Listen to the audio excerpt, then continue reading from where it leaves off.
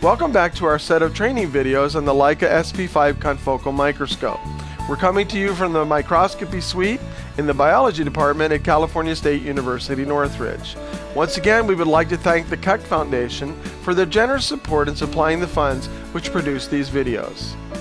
Remember that in our research using the confocal microscope, we're working with molecules called fluorophores. And these are specific dyes which allow us to bind them to the molecules or areas of the cell that we're interested in investigating using the immunohistochemistry complex. Now, fluorophores are special dyes that emit light when they're excited by light.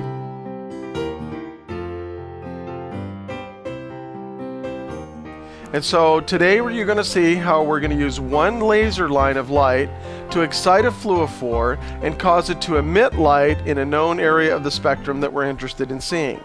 That way we can watch live cellular processes in process as these molecules move around the living cell.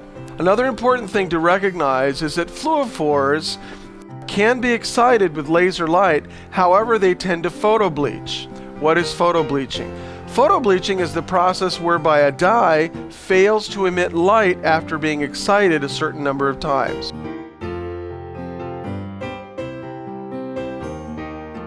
Usually about 1 million excitations is enough to give us emission light from a fluorophore.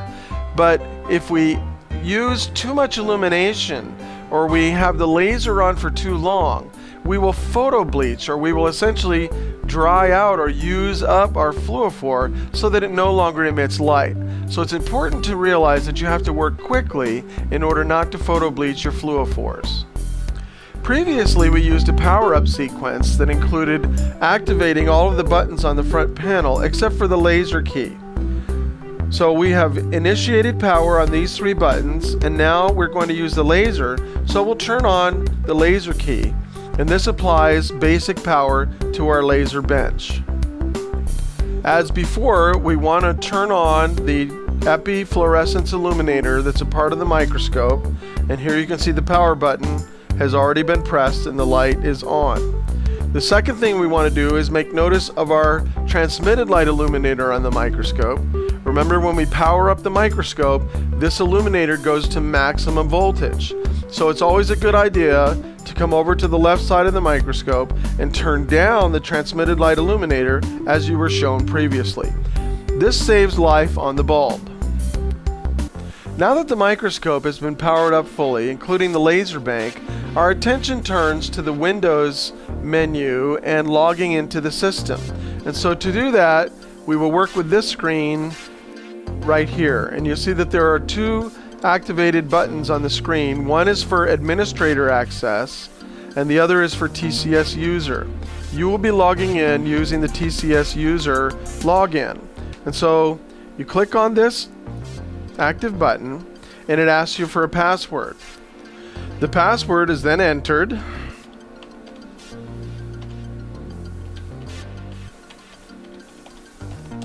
And the system begins to boot. Now, the first thing you see on the screen is a list of icons on the left of the screen which are related to the microscope and the computer. Several of these you will use from time to time, but some of them you will not use. And it's very important that you understand which ones you can use and which ones you can't. Obviously, the My Computer icon will allow you to look at the disk drives, and we'll do that in a second. There's also a DVD burning tutorial that allows you to burn DVDs for your data storage. There's QuickTime Player available to you because you will be making videos, live videos of time-lapse or what we call Z-stacks, which are a series of images taken through a grouping of cells. And so you may want to make videos and watch those on this computer or others. The very bottom of the list of icons is a very useful introduction to confocal microscopy, which you may want to refer to from time to time. This is always available to you on the screen. This icon just above the bottom is one that I do not want you to interact with. This has to do with setting up the computer and the microscope parameters, and this should only be handled by an administrator. At the center of the screen, you see the LASAF icon, which boots up the Leica confocal microscope software. I've also put an image on here for use in this tutorial. We'll show you what the point of this image is in a second. Let's begin by clicking on the My Computer icon. And if you're a PC DOS user, you're familiar with this screen. This shows you the drives that are on the system. There's a C drive which contains the operating system, and most of the files that are prepared during the use of your experiment will be stored on this drive. It is also the drive where all the scratch memory is written until you decide to save files into your user folder. It is important to save your files from time to time because this C drive will quickly fill up with the random access memory that's being written to the drive before it's finally saved. And so you can actually crash the operating system by not saving your files from time to time. Your files will be saved on the D drive, which is a very large drive, and it contains all the folders for different users. Here you see the users folder. We'll double click on that. And now you can see a list of the users that come and use the confocal microscope. And so when you come in to work with the instrument, you'll have your own folder and all of your files will be stored in that folder.